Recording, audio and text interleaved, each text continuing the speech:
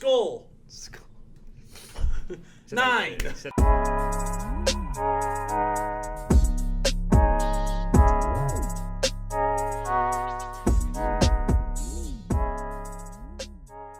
Welcome back. Another episode of Helmet to Helmet, episode number 13.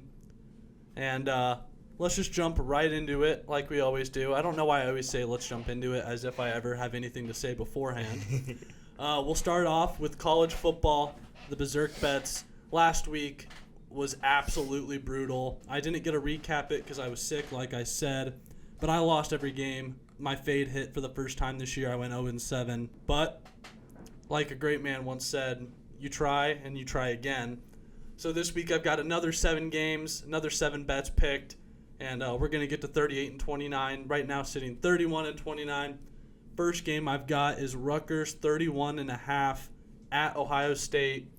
I'm using the same logic I used for UCLA, which didn't work for me. But I am hearing a lot of reports that Carnell Tate and Jeremiah Smith are both battling some injuries. So I'm thinking that they're not going to play the whole game regardless. They're not going to need to. Obviously they're not going to need to play the whole game. I think Rutgers can keep it close. This one is one that if it goes the other way, I would not be too surprised. Ohio State's just so good. I don't know if Rutgers will be able to score more than like one touchdown. So really, I'm just kind of hoping on Ohio State to not put up 40. Yeah, and just to mention, this is SEC Cupcake week, so not a whole lot of big games really going on this weekend. I've got most of them here in the BeZRK bets. Next game I've got is Syracuse plus 35.5 at Notre Dame. Notre Dame struggled to blow out Boston College. I'm kind of feeling a similar vibe with Syracuse here. This is a game that Notre Dame probably can just look past, look on to next week. I think Syracuse is pretty live to keep this one close. Honestly, thought this line would be closer to like 28, 27-ish. 35 feels kind of egregious to beat another Power 4 team by. But moving on, I've got Oklahoma minus 7.5 versus Missouri. It sucks that I'm coming around to Oklahoma. I've been fading them all year, and it's not really been working for me. So knowing me, I'll bet on them this game, and then they'll lose. Yeah. Which actually I wouldn't even hate if they lost because it would make the playoff interesting. After they obviously just had that huge win over Bama. And I think did they have a bye week last week? Or was that Bama game last? That was last week, right? The Alabama game was last week. Yeah, because I had Bama. So yeah, I like Oklahoma in this game. Missouri, I don't actually think they're that good. No. Their only hope is that Hardy goes off for another 300 yards like he did on Saturday, which was insane that he went for that many yards. Yeah. But yeah, let's move on. I've got USC plus 10.5 at Oregon. I don't know how this line is all the way up to 10.5, considering that both of these teams played Iowa extremely close. Obviously, the transitive property of sports is not the best test for how you can pick games, but I'm using that theory in this case. I think USC is very, very good enough to keep this game within a touchdown for sure. So 10.5, it's just too many points for me. I'll die on that hill that in a rivalry game like that, it's just way too many points. I don't really understand that at all. Next game I've got is James Madison, Washington State over 42.5. James Madison got screwed out of the College World Playoff this week. They picked Tulane over them, which is stupid. JMU only has one loss, and they don't have a bad loss over UTSA like Tulane does. Their only loss is to Louisville. So JMU got screwed. I really believe that. So I like them to show out this game. The spread's kind of weird. 14 is a weird spread to me, but I think both of these teams just light up the scoreboard, and we get that over 42.5. Next game I've got UConn minus 7.5 at Florida Atlantic.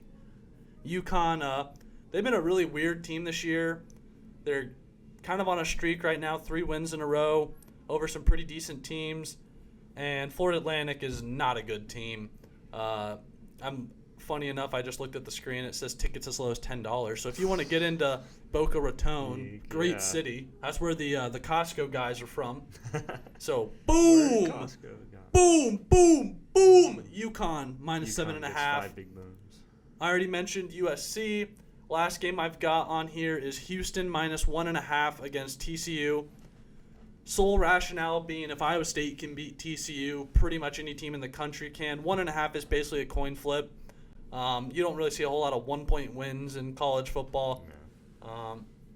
Yeah, I like Houston at home. Another spread that I thought would be 3.5, something like that. Then I'd be a little scared, but basically just picking Houston to win this game. I like that one a lot. So that's going to do it for the BeZRK bets. There are like 2 games that we need to talk about that I do not have picked, and that is going to be the BYU-Cincinnati game, big noon kickoff right here in Cincy. I wish I could go to big noon kickoff, but unfortunately I have to work. But yeah, spread is 2.5 over 54.5. This game will be weird. I mean, people are really kind of counting out BYU, it seems like. If record-wise, this game should not be a 2.5-point spread. Obviously, Cincinnati's playing at home, but they've been kind of volatile. I really can't even pick this game, to be honest. I could see this game going either way. I'm leaning BYU wins this game, but I just have absolutely no confidence in them right now after what I saw against Texas Tech. But BYU really, they can't slip up if they want to get in the football playoff. They really only can lose to Texas Tech again in the Big 12 championship if they want to get in. They absolutely need this game. So I guess I'm convincing myself to pick BYU, not giving it out on the bets, but yeah. Do you have any opinions on that BYU game? I think BYU needs to win. I think they will. I just think BYU is a better team. Yeah, that's kind of where I'm at. One other game I do want to talk about, just because the game will not be close, but the storyline is interesting. Virginia Tech, Miami. Obviously, Virginia Tech just hired James Franklin. He isn't coaching the rest, like these last 2 games that they have, because that would just be weird. Yeah. That'd be kind of a waste. But a lot of weird stuff happens in college football whenever you fire a coach, hire a coach, stuff like that. So if Virginia Tech can keep this game close, I wouldn't be surprised. There's actually not even a spread listed on ESPN, which is funny. It'll be a game time spread. It'll probably be 40, maybe not 40, probably like 30 something. But it'd be interesting to see if Virginia Tech if the players can kind of rally behind just hiring James Franklin, they can keep this game close. Miami is not a fantastic team, and obviously they're playing for an outside chance to make the football playoff. They're kind of out of it right now to make the ACC championship, so they kind of need some help from some of the other teams. That being Pittsburgh, Georgia Tech, they play. That game is huge for Miami. Georgia Tech's going to win that game, though. I'm not concerned at all about that. Georgia Tech's a way better team than Pitt. But, yeah, I think that's basically going to do it for me for the BeZRK bets. 31-29 on the year. Got these 7 games. Looking at 7 winners right there. So, tail me or fade me, whichever you want. Ideally, I'd want you to tail me, but, to each his own. All right. Moving on to the NFL, into my bets. I got 5 more for you guys today. I went 1-4 last week, not good. However, I didn't get a lot of them outright just wrong. I explained it on the reactions episode earlier this week. Like Jalen Warren getting injured, Justin Herbert got pulled from the game early. Derrick Henry only had like 1 big run. The only one I outright got wrong was Woody Marks' anytime touchdown, because the Texans offense just decided to take the day off. And I got 5 more for you. And these are all going to hit because I have insider information on the NFL. Not really. So first one up, Jacksonville, Arizona. I've got Jacksonville to cover, minus 2.5. Jacoby Brissett just set the NFL single game record of all time for completions, and the Cardinals lost by 20 points. So yeah, I just think, and yes, they were playing the Seahawks, who are better than the Jaguars. But I think Arizona is just a bad team. I don't even know if Gannon. I think they give Gannon more time, but his seat might start getting warm pretty soon. So I got Jacksonville covered, minus 2.5. Next, I got another spread for you. New England to cover versus Cincinnati, minus 6.5. And that sounds like a lot, because I feel like the Bengals offense would usually be good enough to keep it at least close, but their defense would lose it for them. However, Jamar Chase is suspended for spitting on Jalen Ramsey. So it's just Flacco. Joe Burrow has returned. He was full participant in practice yesterday, I believe. There's no point in him playing. But I don't think he's going to play this week. Even if he returns out all this season, I don't think he should because I don't think it'll be a difference enough because their defense is so bad. But yeah, I got New England to win by a touchdown. I love that spread. Yeah, -6.5. It's nice. Travion Henderson's looking good. Drake May is looking good. Gay for May. So yeah, I got New England to cover by a touchdown, -6.5.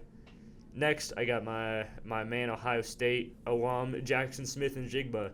His receiving yards line is set at 93.5 versus Tennessee. I'm taking the over. The only time that Jackson Smith-Njigba has had a less than 94 receiving yards, he's only had that 2 games. He's only had less than 8 receptions in 2 games. Bless you. And both of those games, the receptions and receiving yards were both versus Arizona, which is interesting. But yeah, in every other game besides Arizona, he's had 8 or more receptions for 94 or more yards, and this is Tennessee we're talking about. So I slammed the over on JSN. Next one, kind of my homer pick here. I have Shedeur Sanders to throw a touchdown pass. His over-under is set at 0.5 touchdown passes, so it's the over. I think if the Browns get into the red zone, I have a feeling we're just going to pummel it with the run game. But if somebody, probably not one of our wide receivers, but if Fannin or Njoku can just break off a long touchdown, or Stefanski lets Shedeur Sanders throw a screen for a touchdown, I think versus Las Vegas's defense, Vegas as an entire team just looked awful versus the Cowboys. Myles Garrett might have another 5 sacks. But yeah, I will take Shedeur Sanders to have a touchdown pass, at least one, versus Vegas. I've been doing the perfect timing dance over here. Yeah, I forget who it was. It was one of the Ravens players who sacked Shedeur Sanders immediately. Hit that. That's going to happen to him every game. Yeah, every time he makes a bad play, yeah. And lastly, this is probably the most out there one, more out there than Shedeur Sanders, is Kyle Pitts anytime touchdown versus the Saints. So Kyle Pitts has scored a single touchdown this year. So this is placed at plus 255. And the Saints, they just beat the Panthers, but I don't think they're any good still. And the Saints are actually favored in this game, but I think that's just because Kirk Cousins is playing and Penix is out for the year. Drake London's not playing, so Kirk is going to need a different target to throw to. And I think Kyle Pitts can double his touchdown numbers this year. That's just getting a single touchdown. We have to go from 1 to 2. I love Kirk. Yep. Kirk's one of my maybe it's because I have family who are Vikings fans, but I absolutely love Kirk. And he started for them last year. Do you remember that Thursday night football game last year? I think it was against the Bucks, where it was like in the 40s. Oh yeah, he had like 500 plus passing yards. That was the craziest game all year last year. So I'm kind of hoping that it gets dirty like that again. So just to recap, Jacksonville to cover, New England to cover, JSN over 93.5 receiving yards, Shedeur Sanders touchdown pass, Kyle Pitts anytime touchdown. I like those. I really like that Pat spread. I'm definitely taking that. I'm probably going to take Falcons money line, but that's just because I love Kirk so much. Yeah. And the Falcons have an Omaha kid at safety, Xavier Watts. He played at Notre Dame. He's an Omaha kid, so I always appreciate the 402 showing out. But yeah, let's jump right into our NFL picks, straight money line picks. I am 66-34 on the year. I had an absolute tear last week. Only lost 3 games, and one of them was just me taking the Giants because I wanted to see Jameis Winston win a game, and he actually almost did. I went 9-6, bringing me to 55-45. Last week was the week that we split the most on, and of course I got everyone wrong. So yeah, me being like a homer ended up helping me in a few of those picks, like taking the Broncos. I don't know why I didn't. Yeah, is he? Surtain's going to be out. Is Jameis supposed to play? I don't think he's supposed to play again this week. It's either him or Jackson Dart. I did not pick the Giants. Jackson Dart's questionable. Well, we'll get into that game. Yeah. Let's start Thursday night. We are recording this on Thursday, as we usually do. So this game means absolutely nothing to you people, but I will be taking the Bills. The Texans not having C.J. Stroud again is going to hurt them, although I don't think Davis Mills is that bad. I just think the Bills found something maybe last week, and they can piggyback off of that. Spread is very weird to me, -6 Buffalo. Oh, wow. My friend and I were talking about that this morning. It's a weird spread. It opened at -3.5. And Texans defense is still very that's good. That's what the Texans defense keeps them in every game. Mm-hmm. So I think 6 is a lot of points for the Bills to cover. They're definitely a better defense than the Bucs. Yes, for definitely. Sure. And the Bucs just can't rush the passer. But again, don't need to talk about the Bucs right now. But yeah, so I'm taking the Bills. Yeah, I also have the Bills. I'd be concerned about the Bills' rushing defense because it is just awful. But I don't think the Texans are very good at running. They're not very good at offense, just in general. Not at all. So it's just – so if you want to watch the game, just watch the Bills on offense because that's great offense versus great defense. And then the undercard would be Texans offense versus Bills defense. I got the Bills, though. I think they're just better at this point in time. The worst part is I will watch all of the Texans offensive series because of the Iowa State Iowa players. State guys, yeah. It's Jaden Higgins is actually becoming wide receiver 2 for them. It's kind of lit. But I rant about Iowa State all the time. Oh, I forgot to talk about Iowa State football. That's fine. We don't need to talk about Iowa State football. Who are they playing? Kansas. Kansas. They play Kansas. We always suck against Kansas because they have a running quarterback. We're favored to win, which is weird. We shouldn't be favored to win any games for Oklahoma State. There's my Iowa State talk for the week. So, yeah, let's move into Sunday. No international game. I think we're done for the year on international games. Yeah, which is phenomenal. I've had enough. Thank the Lord that Madrid game, I didn't watch it at all. I watched like the last quarter. It was. I was at work, and I was very thankful that I did not. I had a reason not to watch the game, which was phenomenal. Mm-hmm. So yeah, let's move into it. Steelers at Bears. I hope Rodgers plays. I hope he does too. I hope he does. I don't know if he's going to though. If he really has a broken left wrist, that's a hard injury to overcome and play. I'm still taking the Bears regardless. I think the Bears fans, they want to win this game so badly. Especially if Rodgers plays. Yeah, especially if Rodgers plays. But I think if Rodgers doesn't play, I don't think Mason Rudolph is good enough. No. It'll probably be a Bears walk-off field goal or something like game-winning touchdown like it is every week for them. I like the Bears in this one at home to close the chapter on Rodgers owning their franchise. Yeah, so the top 3 leaders in interceptions this year are all Chicago Bears. So their defense excels at takeaways, which especially if Mason Rudolph plays, I think they will get a couple. I'm sitting Jaylen Warren in fantasy, especially since he got hurt. He got hurt in the last game, but he should be playing. I'm taking the Bears. All right. Pats at Bengals. We talked about this game a little bit. I think it was pretty obvious which way we're both going to go. We're both going Pats on this one. Yeah, I like Patriots to cover for sure. Don't need to spend too much time on that one. Bengals defense is just terrible. It's so bad. And without Jamar Chase, you can really just hone in on covering T. Higgins. Yeah, put Gonzo on Higgins. Yeah, I mean, and that's basically all she wrote. Yeah. This might be the worst Bengals game that we see all year. But yeah. Very bad. Moving on, Giants at Lions. Same kind of thing. If Jameis plays, I'd love to see them win. I feel like Dart's going to play, though, even though he's had like 3 concussions this year. His brain's going to be goo by the end of his 3rd year in the NFL. More CT than Cam He's got to learn how to run. Yeah, and slide. It's bad. Like, I remember Burrow, when he first got in the league, didn't know how to slide, and so he would just fall on the ground. Dart doesn't even know how to do that. Like, he just...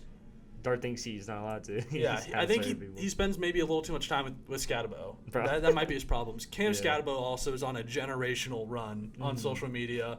His taco discussion was the funniest thing I've ever seen. And then his like messed up collarbone where he like can scratch his chin with his collarbone. That's so gross. I saw one. He was playing Madden.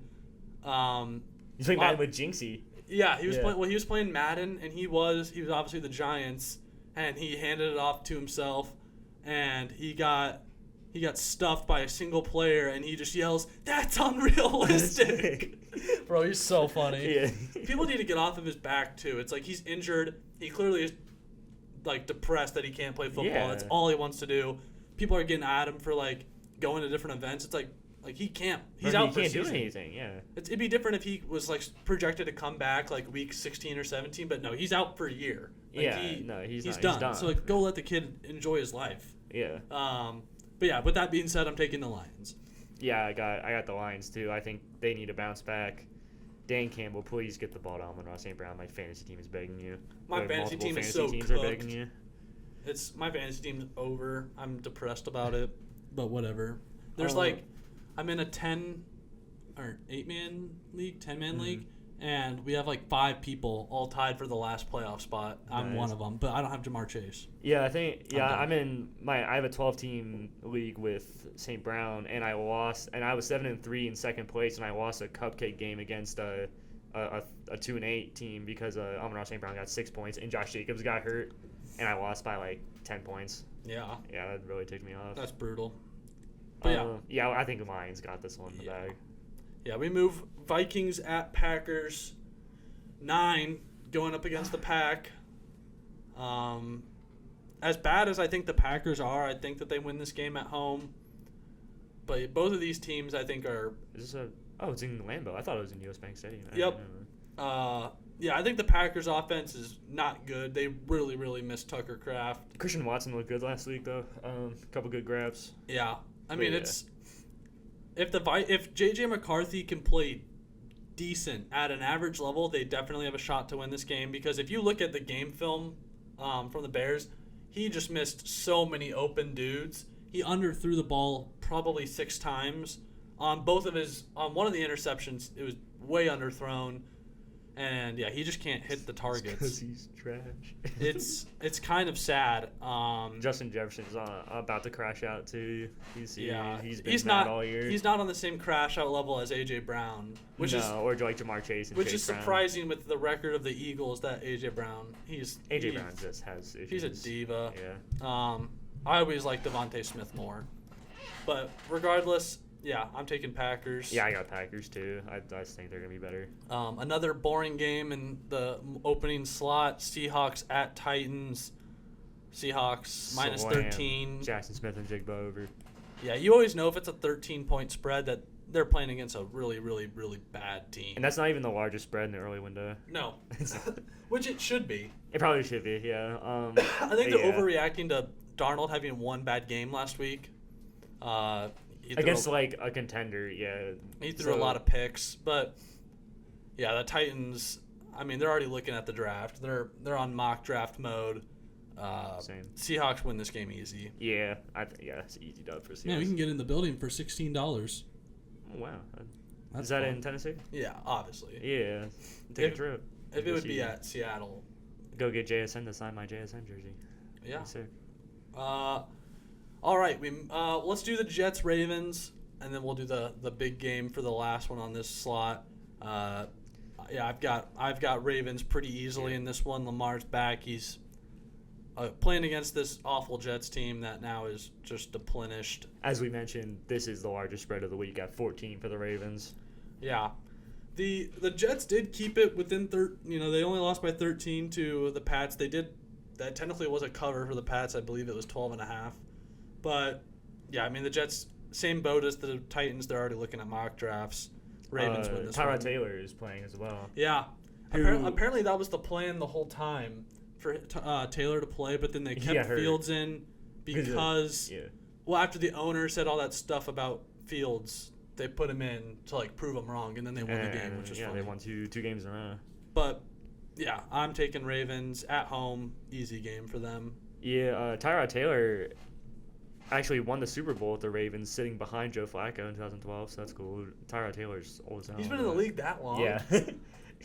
I think he got drafted by the Ravens. I remember him on the Bills when he played. I think he was their starter for at least a year on the Bills. Yes. Like before Josh Allen came in. Tyrod Taylor's really, really old. Dang, I did not know that. I guess you learn something new every day. Yeah, I got Ravens by a lot. Yeah. Lamar, Derrick Henry are just gonna feast. I think it's with that depleted defense that they sold other pieces off. Yeah. It's bad. Which came up pretty handy. Quentin Williams had a great game for the Cowboys. But yeah, big game of the morning games. Colts at Chiefs. This pick that I'm going to make might surprise people. I'm taking the Chiefs for the sole reason of I need the Colts to lose a game so the Broncos can have the number 1 seed in the AFC. But if the Chiefs lose, I'll be celebrating it. I'll be dancing on their grave. Yeah, if the Chiefs lose, their playoff chance is just. They're in the drain, especially with the Jaguars. 5-6. With the Jags starting to play a little better. And the Jags have head-to-head on them. Yeah. The Chiefs are in a very, very bad spot. And I can't be happy about it. And the Chargers already beat them once, too. Like, they have, and the Bills beat them. They have none of the head-to-heads. No, yeah. They're cooked. I think the Andy Reid, Steve Spagnuolo era might be coming to an end. Their team is just getting older. I think they just need young players. I think that's the problem. A lot of what I saw online from Chiefs fans seemed like they were all blaming the play calling, which is never good. To have like the talent that they have, and then be blaming the play calling. It might be. I mean, Matt Nagy is still their offensive coordinator. Yeah, it might be time for Andy Reid to hang him up and go take his seat in Canton. Could do that. I really think Matt Nagy is the biggest problem. I mean, and Chris Jones and Travis Kelce, they're not getting any younger. So, especially Travis Kelce. I think we're fortunately seeing the end of the Chiefs dynasty before our eyes. It could just be a one-off year, who knows? But if they draft well, I think Brett Veach is a really good GM. If they draft well and get better, good coaches, they really needed to trade for Breece Hall. I don't know why they didn't. A third-round pick is not even. You're gonna get someone better than Breece Hall in the third? If you're the Chiefs, you need to be in win now mode all the time. I mean, you have Patrick Mahomes. You're gonna be competitive with Patrick Mahomes. Yeah, exactly. For his entire career. Yeah, I thought that was weird that they didn't go out and get a running back, even if it wasn't Breece Hall. I mean, there were other ones out on the market, but take Jerome Ford. Yeah, regardless. Moving on to the afternoon games, we've got Browns at Raiders. What are your thoughts? I know you said you got Shador to throw a touchdown pass. So we all on national television, the Raiders O-line got sunned by the Cowboys all night long, and the Browns have a better defensive line than the Cowboys, I believe. At least on edge, of course, we have Myles Garrett. He is better than the Cowboys edge rushers combined. That rookie you guys have too is insane. Mason Graham, Mason Graham's been a stud. That trade down to 5, and then the Jaguars take Hunter, and we got the Jags first-round pick. And if the Jags just start losing games, then that is just an all-time and fleece. Schlesinger. He's now the betting favorite to win Defensive Rookie of the Year, which I don't know who was ahead of him. The only other outstanding defensive rookie that I've ever heard about was Mason Graham. And Travis Hunter, I guess. I think Schlesinger's a lock. Well, Travis Hunter's out for the year. Yeah, he's out for the year. Of course, his nickname is the Swashbuckler because no one can say his name. I love Schlesinger. I don't know why he's wearing 49. That's such an ugly jersey number. I kind of love it. He makes it look good himself, I guess. It's unique.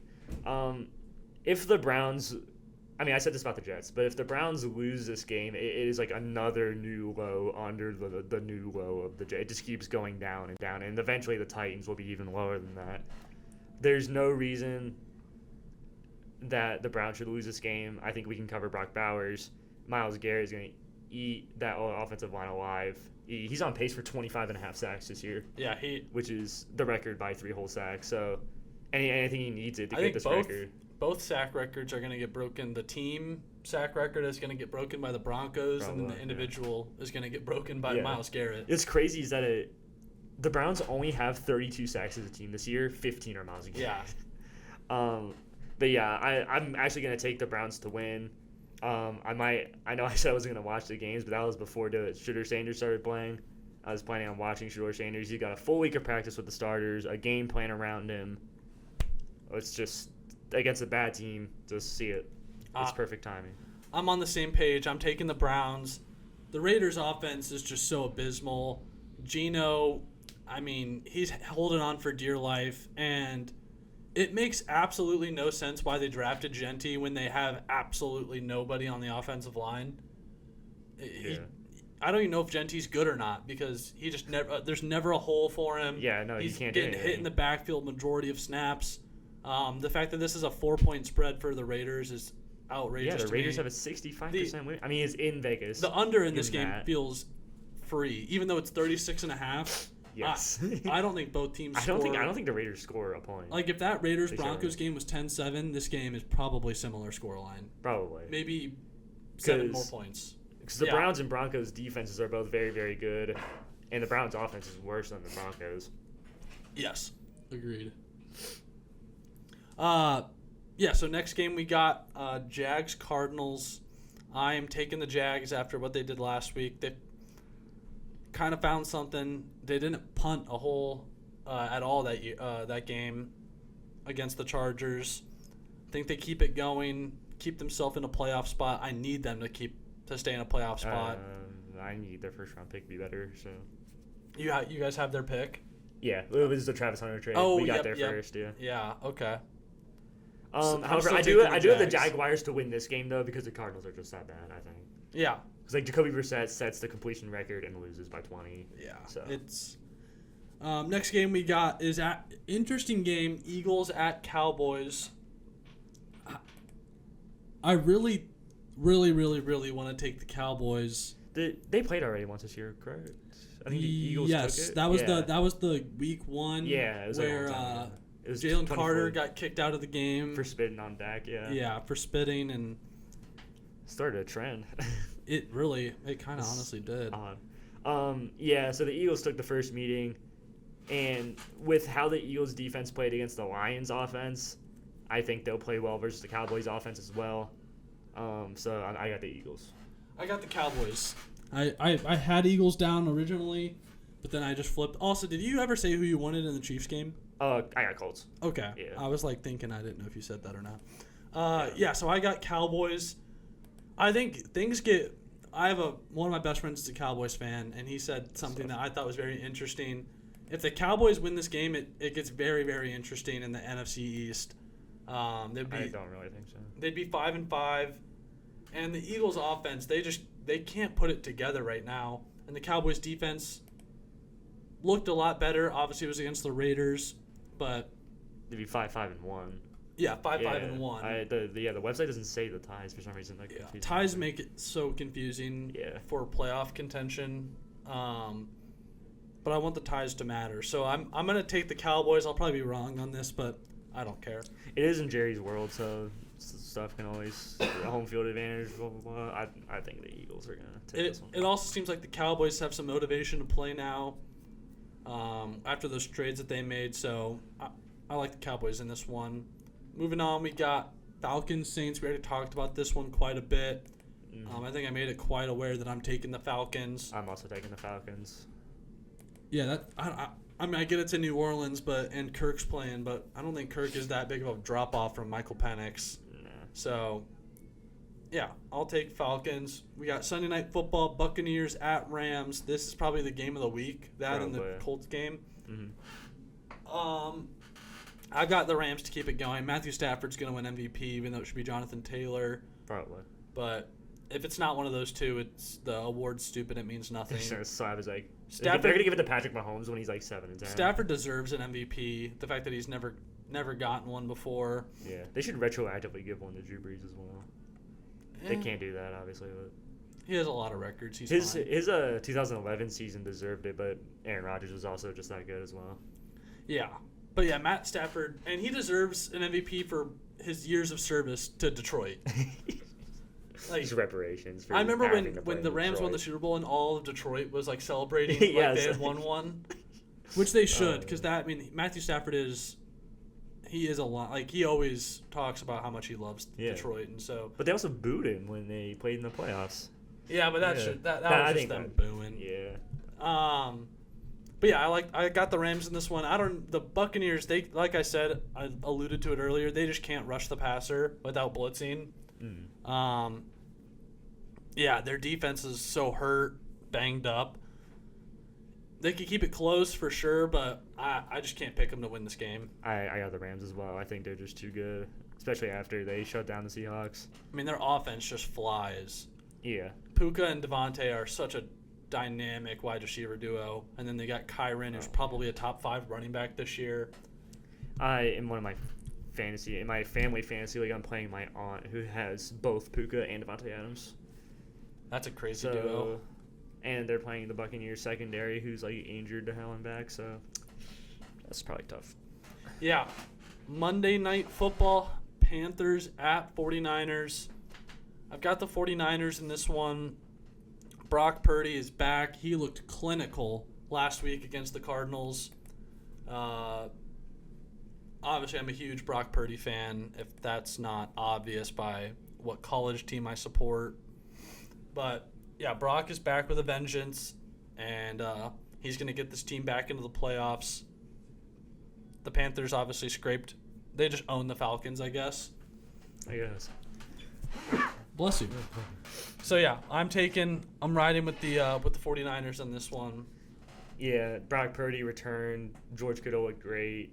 Ricky Pearsall should be getting better I think he was his first game back last week. I mean, and he opens up Kittle way more than Mac Jones does. Brock loves Kittle, which is always funny. Like there's two very unique Iowa State-Iowa combinations. You have that one, and then you have the city of Indianapolis having Tyrese and Caitlin Clark as their two basketball stars. Very funny how Iowa and Iowa State end up collaborating in the pros, but absolutely hate each other in college. So, yeah, I like the 49ers in that one. That is going to do it for our NFL picks. I do want to mention Broncos have a bye week, which is so awesome for me. I get to hate watch the Chiefs game. I win the Chiefs game no matter what. Either the Colts lose and the Broncos have sole possession of the number 1 seed, home field advantage, and if the Chiefs lose, then I get a stomp on the Chiefs' grave. How does that work with the Patriots? Because don't the Broncos and the Patriots have both 9-2? I think the Broncos have head-to-head over, or not head-to-head, but they have like tiebreakers over the. Is like common opponent or divisional record? It's based on percentage in conference games. Okay, I see. Which is weird because both the Broncos' losses have been in the conference, but so have the Patriots. But we've played one more conference game than them right now. Yeah, because the Patriots lost to the Raiders. And the Steelers. The Steelers, that was like the 5 fumble game, and then the Raiders was week 1. So, like, can you imagine if those, because I think if those 2 games were played today, I think the Patriots take both of them. Yeah, probably. So they could be undefeated if they weren't, like, just screwing around at the beginning of the year. Drake May has an outside chance of MVP, I should say. Yeah, an outside chance. But, yeah, that is going to do it today for us. Tune in next week for our recap. Other than that, subscribe, or otherwise Brian Kelly, like always, will be your head coach, and your starting wide receiver will spit on cornerbacks.